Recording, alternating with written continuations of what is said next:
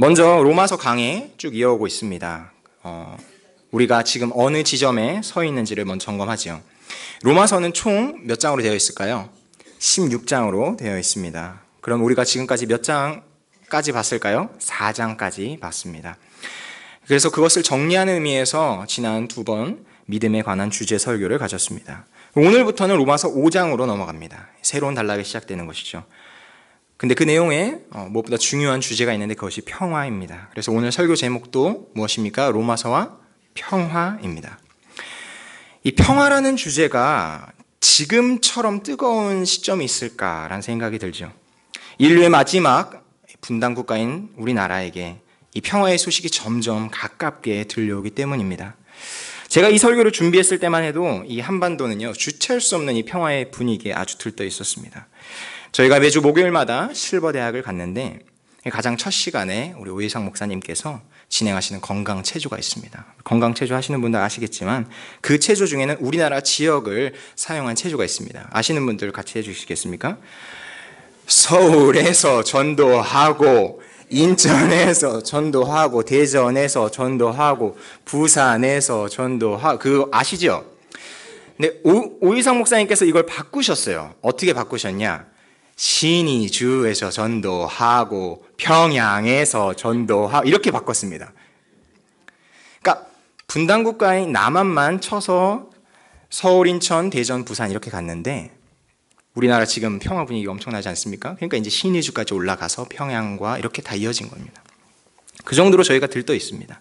그런데 지난 목요일 밤 어떤 일이 일어났습니까? 트럼프 미국 대통령이 북미 회담을 전격 결렬하였습니다. 약 20일 앞둔 상태에서 이렇게 정상회담을 취소하는 경우는 세계적으로 유례가 없습니다. 그러니까 트럼프 대통령이기 때문에 가능한 일이라고 생각합니다. 근데 지금은 또 어떻습니까? 지금은 다시 유턴해서 다시 그 북미 회담이 재개될 수 있다는 또 뉴스가 들려오고 있습니다. 글자 그대로 하루가 멀다 하고 이 엎치락 뒤치락 하는 뉴스 때문에 이제는 전문가들의 어떤 평론조차도 약간 무의미하게 느껴질 때가 있습니다. 왜냐하면 아주 전문가들이 분석적으로 그 상황에 대해서 이렇게 평론을 했는데 그 다음날 상황이 바뀌어버리기 때문입니다. 저도 이 서두를 준비하는데 이 서두를 가장 마지막에 준비했습니다. 왜냐하면 지금 제가 설교하기 직전에도 어떤 뉴스가 터질지 모르기 때문에 그렇습니다. 가장 최근 뉴스가 오늘 오전 10시에 공개된 문재인 대통령의 그 발언입니다. 제가 그 전문을 쭉 읽으면서 이거는 정말 오늘 설교 때 우리 같이 나눠봤으면 좋겠다. 그런 부분이 있어서 가지고 왔습니다. 물론 우리들 중에는 우리 대통령에 대해서 좋지 않은 감정을 가진 분들도 계실 거라 생각이 듭니다. 그럼에도 불구하고 이걸 나누는 것은요, 제가 어떤 정치적인 편향된 발언하기 위함이 아니라 말 그대로 한 나라의 대통령이 전 국민을 대상으로 했던 발언이기 때문에 그대로 옮겨오는 것입니다. 오해 없으셨으면 좋겠습니다. 발췌한 부분을 읽어드리겠습니다. 존경하는 국민 여러분, 돌아보면 지난해까지 오랜 세월 우리는 늘 불안했습니다. 안보 불안과 공포가 경제와 외교에는 물론 국민의 일상적인 삶에까지 파고들었습니다. 우리의 정치를 낙후시켜온 가장 큰 이유이기도 했습니다. 그러나 지금 우리는 역사의 물줄기를 바꾸고 있습니다. 평창올림픽을 평화올림픽으로 만들었고 긴장과 대립의 상징이었던 판문점에 평화와 번영의 새로운 길을 내고 있습니다. 북한은 스스로 핵실험과 미사일 발사를 중단하고 풍계리 핵실험장을 폐기하는 결단을 보여주었습니다. 이제 시작이지만 그 시작은 과거에 있었던 또 하나의 시작이 아니라 완전히 새로운 시작이 될 것입니다. 산의 정상이 보일 때부터 한 걸음 한 걸음이 더욱 힘들어지듯이 한반도의 완전한 비핵화와 완전한 평화에 이르는 길이 결코 순탄하지 않을 것입니다. 그러나 저는 대통령으로서 국민이 제게 부여한 모든 권한과 의무를 다해 그 길을 갈 것이고 반드시 성공할 것입니다. 국민 여러분께서도 함께 해주시길 바랍니다. 감사합니다. 문재인 대통령 대독. 개인적으로 이 발언에 대해서 제가 별도의 코멘트를 달지 않겠습니다. 하지만 한 가지는 분명하게 말할 수 있겠습니다. 평화란 결코 쉽게 오지 않는다는 겁니다. 평화는 그 평화의 크기만큼이나 정말 많은 역경들을 뚫고 우리에게 오고 있다는 것이죠. 여러분, 우리는 왜 이토록 간절히 평화를 원하는 것일까요? 왜 이 평화가 중요할까요? 오직 평화를 통해서만 인류의 번영과 행복이 보장되기 때문입니다. 극단적인 예를 들어보겠습니다. 반대편의 예지요. 지금 팔레스타인 분쟁 지역에 보십시오. 그곳에 행복이 보장될 수 있을까요? 그곳에 있는 아이들이 행복할 수 있을까요? 그럴 수 없습니다. 왜 그렇죠? 평화가 보장되지 않기 때문입니다. 내전이 일어나는 국가 보십시오. 전부 불안에 떨고 있습니다. 다시 말해 평화는 모든 것의 기본입니다. 우리가 망각하고 있지만 평화는 의식주보다 더 기본적인 것입니다. 그리고 이 평화를 위해 지금까지 온 인류가 싸워오고 있습니다. 그런데 여러분, 이 로마서도 평화에 대해서 말하고 있습니다. 여러분, 로마서가 평화에 대해서 어떻게 얘기하는지 궁금하지 않으십니까? 우리가 함께 읽었던 본문에 나와 있습니다. 로마서 5장 1절입니다. 다시 한번 읽겠습니다. 같이 읽습니다. 로마서 5장 1절 시작. 그러므로 우리가 믿음으로 의롭다 하심을 받았으니 우리 주 예수 그리스도로 말미암아 하나님과 화평을 누리자. 자, 여기서 제가 세 번역을 하나 준비했습니다.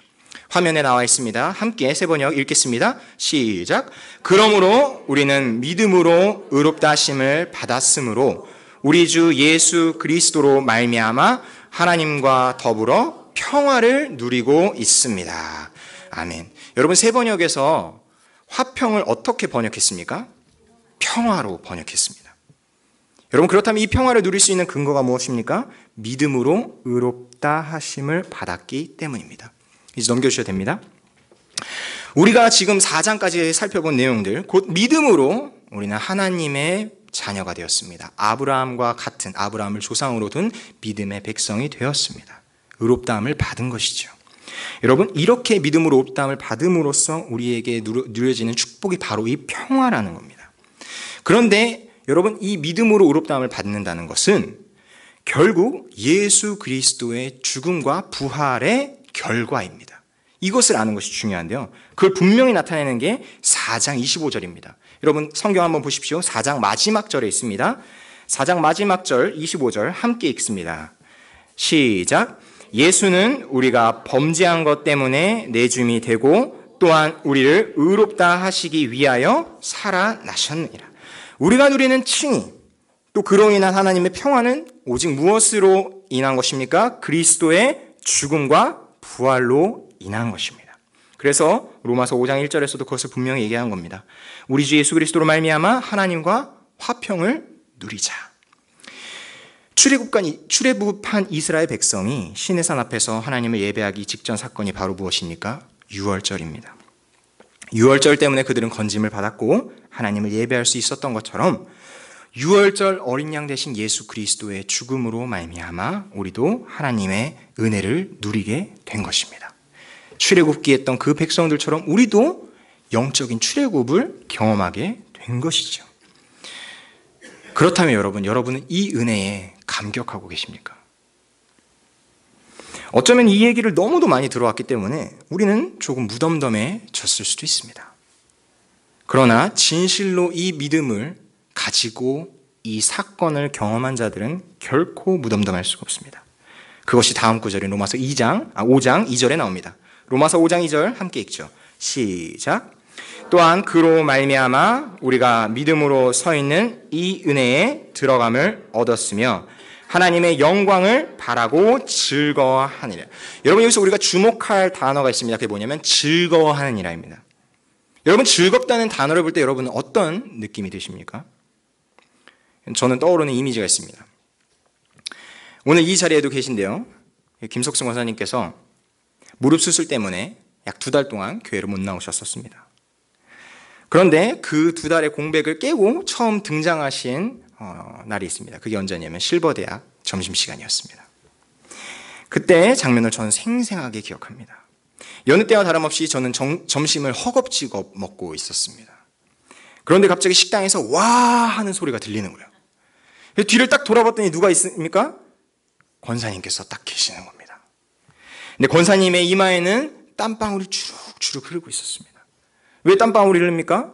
무릎이 완벽하게 낫지 않은 상태에서 그래도 우리 성도들 보려고 뚜벅뚜벅 걸어오신 겁니다. 여러분, 그때 실버대학에 계셨던 분들이 정말 반갑게 권사님을 맞아주시는 거예요. 그러면서 막 손도 잡고 안으시면서 나 안 보고 싶었어 막 이러시면서 막 얘기하는데 제가 그 장면을 보는데 마음이 찡했습니다. 여러분, 이 장면이요, 저는 이 로마서 5장 2절에서 즐거워하다라는 장면과 겹친다라고 생각이 됩니다. 즐겁다라는 건요, 단순히 와 이게 아닙니다.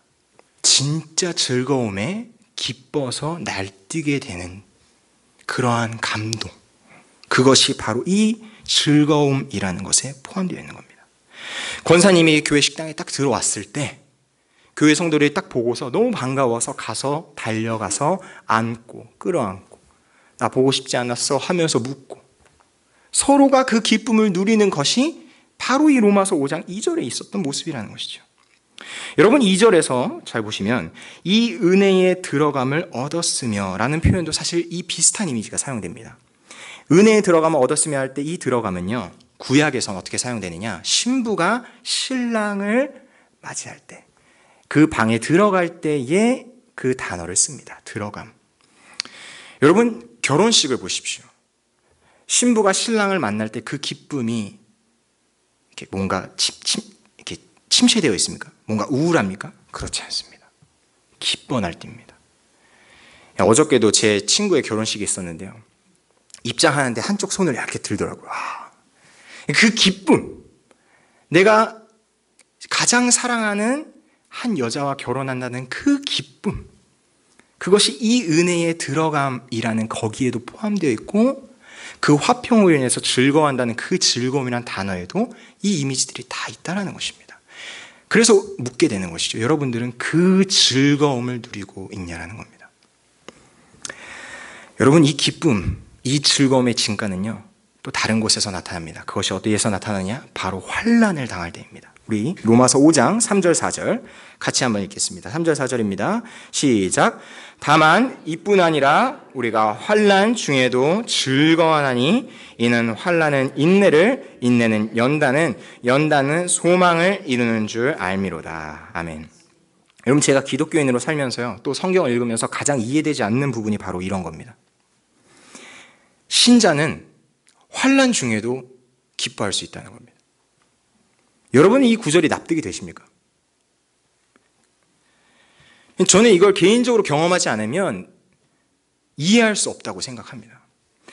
환난 중에 기뻐하십시오. 말은 쉽죠. 설교에서도 저희가 이렇게 말하기는 쉽죠. 그런데 실제로 환난이 나에게 닥쳤을 때, 정말 어려움이 내 피부에 와서 내 얘기가 됐을 때 기뻐하는 건요, 또 다른 차원의 얘기라는 겁니다. 제가 친하게 지내는 남자 후배가 한 명 있습니다. 워낙 친해서 그 집에도 자주 놀러 갔습니다. 덕분에 그 후배의 어머니 또 아버지와도 이렇게 친하게 지내고 자주 만나 뵙게 됐죠. 전부 크리스천이었기 때문에 이 대화하는 것이 어렵지는 않았습니다. 또 그 후배의 아버지는 항상 저를 볼 때마다 어이구 선생님, 어이구 전도사님 이 장난치시는 거죠. 얼마나 제가 민망해 죽겠습니다. 근데 그만큼 친한 사이입니다. 근데 그 후배 어머니가 몇 해 전 돌아가셨습니다. 뇌 쪽에 암이 있었기 때문입니다. 그 어머니께서 암투병을 하시는데 그게 얼마나 고통스러운지 그걸 경험하지 못한 자들은 알 수 없다고 하시더라고요. 이 뇌의 암세포가 자꾸 커지면서 신경들을 누르는 것이죠. 여러분, 우리가 두통을 살짝만 경험해도 그게 하루 종일 신경 쓰입니다. 잠을 못 잘 정도가 되죠. 그런데 암세포가 뇌신경을 자꾸 건드린다 생각해 보십시오. 저는 감히 상상할 수 없는 고통이라고 생각합니다. 암 말기셨기 때문에 병원에서는 더 이상 손 쓸 것도 없으셨고 시한부 인생을 사셨습니다.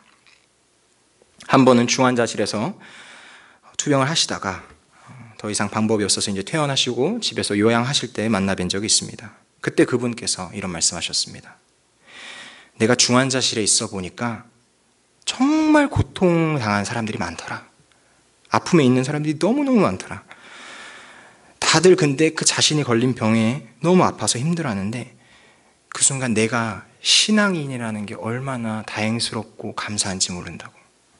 그러니까 내가 만약 신앙이 없었다면 나도 저들처럼 그냥 고통에 정말 시달리다가 아무 소망 없이 죽었을 텐데 내가 신앙이 있으니까, 나는 하나님을 믿으니까 아픈 건 똑같지만 그걸 견딜 수가 있고, 죽어도 하나님을 만나는 소망이 있으니까 버틸 수가 있다.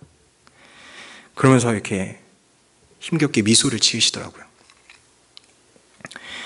제가 지금 돌아보니까요, 그 어머니의 모습이야말로 이 로마서 5장 3절과 4절을 삶으로 살아내신 게 아닐까라는 생각이 듭니다. 뇌에 암세포가 있음에도 불구하고 웃을 수 있는 이유가 무엇일까요? 궁극적으로는 소망 때문입니다. 우리가 환난 중에도 즐거워하나니 이 환난은 인내는 연단은 소망을 이루는 줄 알미로다. 그런데 여러분, 저는 잘 모르겠습니다. 제 인생에 그렇게 저는 경험해 본 적이 없어요. 큰 환난이라고 할 만한 걸 저는 경험해 본 적이 없어요. 그런데 여러분 중에서는 경험해 보신 분이 있으시다라는 생각이 듭니다. 그래서 저는 여러분들께서 이 로마서 5장 3절과 4절을 통해 힘을 얻으셨으면 좋겠어요. 여러분, 여기서 말하는 소망은요, 물론 세속적 소망이 아닙니다. 이 소망은 우리의 궁극적인 미래와 관련된 소망입니다. 앞으로 계속해서 다룰 거지만 이 소망은 이미 예수 그리스도께서 성취하신 하나님의 영광을 위한 소망입니다. 여러분, 이 영광 때문에 기뻐할 수 있다는 거예요. 저도 그 신비를 알아갔으면 좋겠습니다. 여러분, 이 소망이요, 예수 그리스도를 통해서 성취되었다는데요, 어떻게 그것이 우리의 것이 되었느냐? 그것이 5절에 그 신비가 나옵니다. 5장 5절 함께 읽겠습니다. 시작. 소망이 우리를 부끄럽게 하지 아니함은 우리에게 주신 성령으로 말미암아 하나님의 사랑이 우리 마음에 부은 바 됨이니. 여러분, 로마서에서 부끄럽지 않다, 이것은 자랑한다는 의미와 똑같습니다. 세 번역에서도 이 부끄럽지 않다는 것은 자랑한다, 다시 말해서 소망을 자랑할 수 있다는 겁니다. 어떻게 자랑할 수 있느냐? 성령께서 내 마음 가운데 무엇을 부어주셨기 때문에 자랑할 수 있대요. 근데 무엇을 부어주셨습니까? 하나님의 사랑을 내 마음에 부어주셨답니다. 여러분, 그래서 여기서 우리가 발견할 수 있는 게 무엇이냐면요, 기독교의 핵심 가치라고 할 수 있는 세 가지, 무엇입니까? 믿음, 소망, 사랑이요, 서로 따로 분리되어 있는 것이 아니라 서로 유기적으로 연결되어 있다는 겁니다. 믿음을 가진 자는요, 소망을 경험하게 됩니다. 소망을 가진 자는 그 사랑 때문에 소망할 수 있는 것이죠. 그 중에 제일은 뭐라고 하셨습니까? 사랑이라고 했습니다. 그래서 그 사랑이 무엇인지가 6절부터 10절까지 나옵니다. 구체적으로 아주 나오는데 함께 교독하겠습니다. 제가 먼저 6절을 읽습니다. 우리가 아직 연약할 때에 기약대로 그리스도께서 경건하지 않은 자를 위하여 죽으셨도다.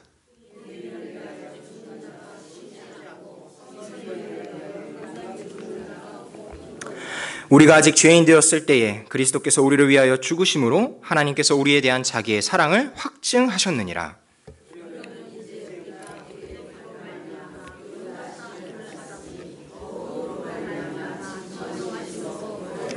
10절 함께 읽습니다. 곧 우리가 원수 되었을 때에 그의 아들의 죽으심으로 말미암아 하나님과 화목하게 되었은즉 화목하게 된 자로서는 더욱 그의 살아나심으로 말미암아 구원을 받을 것이니라. 아멘. 저를 보시죠. 여러분, 이 구절은 기독교 역사에서 굉장히 유명한 구절입니다. 왜 유명하냐? 하나님의 사랑의 본질이 무엇인지를 아주 잘 드러내기 때문입니다. 저희 중고등부에서도 이 하나님의 사랑에 대해서 설교할 기회가 있었습니다. 그래서 저는 아이들에게 물었습니다. 너희는 사랑이 무엇인지 아니? 대부분의 아이들이 침묵하였습니다. 그런데 갑자기 영민이가 대답했습니다. 사랑은 오래 참는 거예요. 다 이렇게 대답한 겁니다. 그리고 영민이 여기 예배에 있는데 항상 이렇게 어린 예배도 잘 참여하는 영민이, 교회 밥을 많이 먹어서인지 아주 똑똑합니다. 칭찬이야, 영민아. 오해하지 말고. 여러분, 영민이가 대답한 그 부분, 사랑은 오래 참는다는 것이 어디에서 나왔습니까? 고린도전서 13장에 써져 있습니다. 여러분이 소위 사랑장이라고 불리는 고린도전서 13장을 보면 사랑이 무엇인지가 잘 나와 있죠. 그리고 그걸 너무나도 유명하기 때문에 찬양의 가사로도 쓰입니다. 그런데 그 구절을 몸으로써 표현한 사건이 있습니다. 그 사랑이 무엇인지를 이 몸을 받침으로써 드러낸 사건이 있습니다. 그것이 무엇입니까? 십자가 사건입니다. 여러분, 십자가 사건은 사랑이 무엇인지를 말로 설명하지 않고 보여준 거예요. 이게 사랑이야. 너희 진짜 사랑이 무엇인지 알고 싶어? 십자가를 보라는 겁니다. 십자가를 보면 하나님의 사랑이 얼마나 감격적인지, 하나님의 사랑이 얼마나 넓은 것인지, 하나님의 사랑이 얼마나 깊은 것인지를 보여주는 것입니다. 근데 더욱 중요한 것은요, 이 십자가 사건이 언제 일어났냐는 거예요. 우리는 이렇게 대답할 수 있습니다. 그것은 2000년 전쯤에 일어났습니다. 팔레스타인 지역에서 한 유대인이 못 박혀 죽은 사건입니다. 맞습니다. 십자가 사건은 역사 가운데서 일어난 분명한 역사적 사건입니다. 그런데 우리가 더 기억해야 할 것은 무엇이냐? 그것은 역사를 초월하는 사건입니다. 역사를 초월한다는 것은 무슨 얘기냐?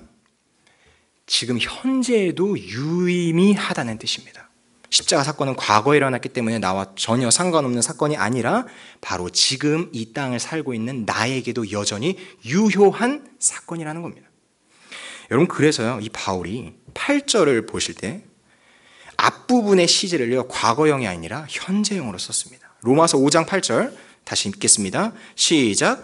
우리가 아직 죄인 되었을 때에 그리스도께서 우리를 위하여 죽으심으로 하나님께서 우리에 대한 자기의 사랑을 확증하셨느니라. 이 아직 죄인 되었을 때에 이 부분이 현재형이라는 거예요. 저는 이 표현을 참 좋아합니다. 우리가 아직 죄인 되었을 때에. 다시 말해 우리는 그 사랑을 받을 자격이 없었습니다. 우리 CCM, 유명한 CCM에서 이렇게 얘기하죠. 당신은 사랑받기 위해 태어난 사람이라고 말하지만 사실 우리는 사랑받을 자격이 없습니다. 여러분, 그리고 그렇게 사랑을 주는 사람을 찾는 것도 굉장히 힘듭니다. 어느 누가 자신에게 유익을 주지 않는데 숟가락으로 밥 떠먹여 주겠습니까? 부모님 빼고는 없습니다. 여러분, 이 세상은요, 철저하게 기브 앤 테이크로 점철되어 있지 않습니까? 내가 주는 만큼, 내가 그리고 받는 만큼 줄 수 있는 것이죠. 사랑이라는 포장 하에 사실은 받고 주는 것이죠. 여러분, 이 한반도의 평화를 이룩하는 것이 왜 이렇게 어렵습니까? 강대국들의 이익관계가 다 얽혀있고 설켜있기 때문입니다. 그래서 우리는 이 어이없는 사랑, 이익을 따지지 않는 이 어처구니 없는 사랑, 이 전혀 논리적이지 않은 이 사랑에 당황하게 되는 것입니다. 이게 진짜야? 이런 사랑이 있어? 라고 되묻게 되는 것입니다. 7절을 보십시오. 의인을 위하여 죽는 자가 쉽지 않고 선인을 위하여 용감히 죽는 자가 혹 있거니와. 그러니까 바울은 인간 세계를 예로 들면서 사람들도 의인을 위하여 죽기는 쉽지 않다. 선인을 위해서 죽는 것은 혹 있을 수 있다. 그럴 수 있다. 그런데 죄인을 위해 죽는 경우는 없다. 하지만 예수 그리스도는 어떻게 하셨습니까? 우리가 아직 죄인 되었을 때에 우리를 위해 죽으셨습니다. 결국 무엇을 얘기하느냐? 이 예수 그리스도의 죽음은 세상이 말하는 철학이나 세상이 말하는 종교로서는 풀어낼 수 없는 사랑이라는 겁니다. 자격 없는 자들을 위해 주어진 사랑입니다. 이 자격 없음, 이 죄인 되었을 때 베풀어 주신 이 사랑을 10절에서는 이렇게 표현합니다. 10절 함께 읽습니다. 시작. 곧 우리가 원수 되었을 때에 그의 아들의 죽으심으로 말미암아 하나님과 화목하게 되었은즉 화목하게 된 자로서는 더욱 그의 살아나심으로 말미암아 구원을 받을 것이니라. 여러분, 바울이요, 자신의 요점을 강조하기 위해서 비슷한 주장을 다른 표현으로 이렇게 얘기합니다. 죄인보다는 원수가 더 강한 표현입니다. 계속해서 똑같은 얘기를 다른 표현으로 하고 있는데 그 원수된 우리를 위해서 아들이신 예수 그리스도가 죽었다는 겁니다. 또 바울은요, 이런 신학적인 표현도 섞어서 씁니다. 10절에서 화목하게 되었다는 표현은 9절에 있는 의롭다 하심을 받다와 같은 뜻입니다. 또 10절에 구원을 받는다는 것은 9절에서 말한 진노에서 구원함을 받는다와도 같은 의미입니다. 그러니까 같은 것을 계속해서 바울은 다른 표현들을 통해서 더 풍성하게 우리에게 보여주는 것이죠. 여기서 특별히 우리가 주목해야 할 표현이 있습니다. 그것이 9절에 있는 것인데요. 9절 함께 읽겠습니다. 시작. 그러면 이제 우리가 그의 피로 말미암아 의롭다 하심을 받았으니 더욱 그로 말미암아 진노하심에서 구원을 받을 것이니. 여러분, 여기서 우리가 주목해야 하는 표현이 무엇입니까? 그리스도의 피입니다. 우리 보혈에 관련된 찬송 많지요. 피에 관련된 언급 바울이 지금 두 번째로 하고 있습니다. 첫 번째로 바울이 언급했던 것은 3장 25절입니다. 그런데 그 이후에 처음으로 이 피를 다시 언급하는 것이 바로 이 5장 9절입니다. 여러분, 피 하면 무엇이 떠오르십니까? 바울이 왜 로마서를 쓰면서 이 피를 계속 언급하고 있을까요? 무엇을 연결하고 싶었던 것일까요? 설교 서두에도 말씀드렸지만 유월절 사건입니다. 바울은 그의 피라는 것을 강조함으로써 무엇과 이렇게 떠오르게 만드느냐? 유월절. 이스라엘 백성이 출애굽할 때 마지막으로 경험한 사건이 무엇입니까? 유월절 어린 양 사건입니다. 그 백성들은요, 유월절 어린 양의 피가 아니었으면 탈출할 수 없었어요. 유월절 어린 양의 피로 그들은 탈출함을 받았습니다. 그런데 바울은 그 구약의 이미지, 유월절의 이미지를 그대로 다시 로마서에서 사용하는 겁니다. 그러니까 바울이 말하고 싶은 것은 무엇이냐? 그리스도는 우리를 위해 이미 준비된 유월절 어린 양이라는 것입니다. 그래서 요한복음에서도 세례 요한이 예수 그리스도를 봤을 때 무엇이라고 얘기했습니까? 세상 죄를 지고 가는 하나님의 어린 양이다. 여러분, 이 신약 성경의 저자들은요, 갑자기 그리스도가 떠오른 것이 아닙니다. 전부 구약에 있는 것을 다 인용하고 있어요. 그런데 특별히 바울이 로마서를 쓸 때 계속해서 떠오르게 하는 장면은 무엇이냐? 출애굽입니다. 새벽기도에 나오시는 분들은 좀 도움이 될지도 모르겠습니다. 왜냐하면 저희 새벽기도 본문이 신명기이기 때문입니다. 여러분, 로마서를 읽을 때는요, 출애굽기를 함께 보시면 더 도움이 됩니다. 왜냐하면 바울이 계속해서 그러한 사용을 하고 있기 때문입니다. 왜 근데 바울이 이렇게 구약을 언급하느냐? 유대인들에게 있어서는 이 구약이 절대적으로 중요하기 때문입니다. 예수가 그리스도라는, 예수가 메시아라는 것을 믿기 위해서는 그가 갑자기 등장한 어떤 인물이 아니라 이미 구약에서부터 약속되어진 바로 그 메시아다라는 것을 밝히기 위함입니다. 그래서 6절에서도 나타나죠. 기약대로 그가 우리를 위해서 죽으셨다는 겁니다. 이제 결론의 말씀을 드리겠습니다. 우리 11절 말씀 함께 읽겠습니다. 시작. 그뿐 아니라 이제 우리로 화목하게 하신 우리 주 예수 그리스도로 말미암아 하나님 안에서 또한 즐거워하느니라. 바울은 로마서 5장 1절과 2절에서 얘기했던 내용을 다시 언급함으로써 이 단락을 마무리 짓고 있습니다. 저도 설교를 마무리하면서 여러분들에게 다시 언급하고 싶습니다. 다시 묻고 싶습니다. 여러분들은 그 평화를 누리는 자들이 되셨습니다. 그렇다면 여러분은 그 평화 안에서 기뻐하고 계십니까? 설교 가운데 계속해서 설명드렸던 그 즐거워서 날뛰는 그 기쁨이 여러분들의 예배 가운데 있으십니까? 내일부터 시작되는 그 일상 가운데 그 기쁨이 회복되기를 주님의 이름으로 축복합니다. 기도하겠습니다.